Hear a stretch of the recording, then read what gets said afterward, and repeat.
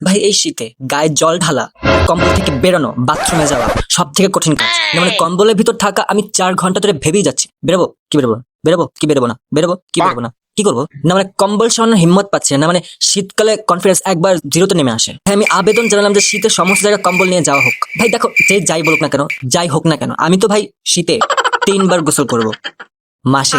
জানি যে একবার পানি ঢালে সমস্ত কিছু ঠিক হয়ে যাবে, কিন্তু বুকে অত পাটা নেই গো, বুকে অত সাহস নেই, বুকে হার্টবিট ঠুকঠাপ ঠুকঠাপ করতেই থাকে ভিতরে।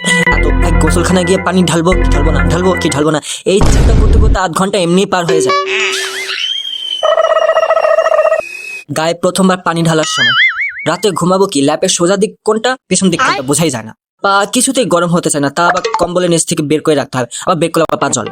আবার তো মাথা ঢাকলে পা বের হয়ে যায়, পা ঢাকলে মাথা বের হয়ে যায়, মানে কাবার হতে চায় না সব। কম্বলের ভেতর থেকে হাওয়ার মশা কুদিক দিয়ে ঢোকে ভাই।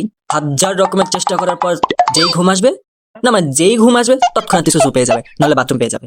বাবা বেজে গেল 24টা, ওর পর 5-6টা পর্যন্ত আমি সুসু আর হাগু এইভাবে আটকায় রাখি, সকালে করবো। কিন্তু তাও বুকে পাটা হয় না গো গোসল করার জন্য। না মানে সবকিছুতেই ঠান্ডা, শাল পরবো ঠান্ডা লাগে, পোশাক পরবো ঠান্ডা লাগে, লোশন লাগাবো ঠান্ডা লাগে, পানি ঢালবো তো আরো ঠান্ডা, বাথরুমে যাওয়া ঠান্ডা, বাবা ফ্লোরও ঠান্ডা, মানে সবকিছু ঠান্ডা। না মানে শীতে একটা জিনিসই ভালো, রাত বড় দিন ছোট, দিন বলতে বলতে পার হয়ে যায়, আর রাতে হাগু মুতু আটকায় রাখতে রাখতে রাত পার হয়ে যায়। রাত্রে ওভার থিঙ্কিং করার জন্য অনেকটা সময় হাতে পাওয়া যায়।